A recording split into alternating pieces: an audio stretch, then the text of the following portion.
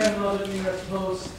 I guess I'll do a two-part then. One is on the budget, which is obviously due by April 1st. Are there any changes that you plan even before the negotiation to make to Governor Spitzer's plan?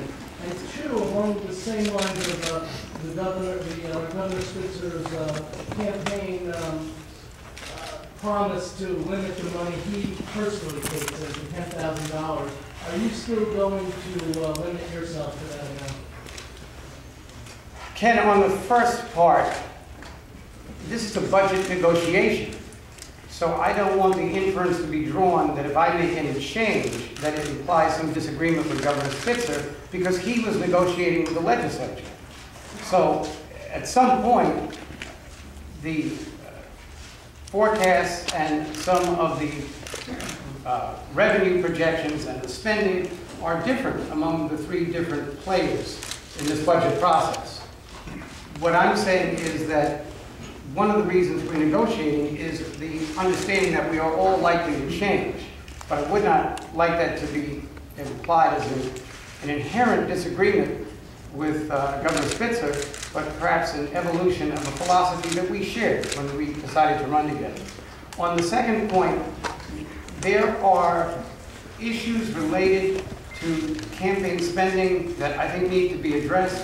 For instance, there are a lot more expenditures in which the campaigns are asked to pledge money. For instance, flying in a helicopter, extra people flying in a helicopter on occasion that the state used to pick up, and now the campaign finances pick up. And I think that has to be factored into the whole idea of how much money each candidate should be allowed to raise. Governor Tom Precious, Buffalo News. During your days in the Senate, you had a reputation for a rather liberal record, at least in terms of bill introductions. Has your political philosophy evolved at all from those days, and do you see any need to moderate now as governor? I generally think that I have about the same general point of view. I certainly, having been a legislator for a period of time and having been a legislative leader, have recognized, as I think we all do, it's a great thing about government, that some of your colleagues who you were bitterly in opposition to ideologically, you realize that it might not be your way, but it is an acceptable way. But I don't know that my ideas, there are some points of view, I guess, that, you know, I've changed over the years, but I'm pretty much the same person. Governor, General Davud, specific element of the utility of raising the circulation tax. Certainly, Governor Spitzer made a promise to the public, a promise that we both believed in, that we don't want to raise the personal income tax. We are looking at a recession, and I think a stock market that's in flux, major investment houses under siege, our banks, in a sense, borrowing from other countries. We have a huge economic problem in this country, and I don't necessarily know when that might become an issue, but I'm hoping that it won't be in the near future. Paterson, Scott Brown from GRP. You know, Governor Spitzer had a strong commitment to Buffalo and Western New York. He is the waterfront for the University of Buffalo. What can you tell people of Western New York about your commitment, and will it follow suit with the former governor's desire? Well, the former governor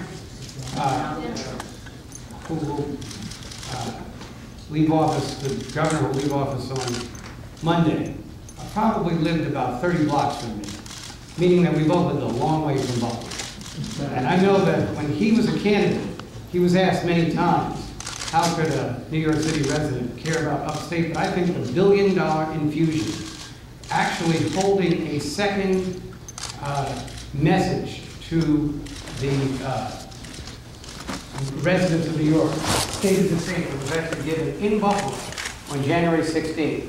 I think he made it real clear, and I made a point to be standing right there when he made it, because I feel exactly the same.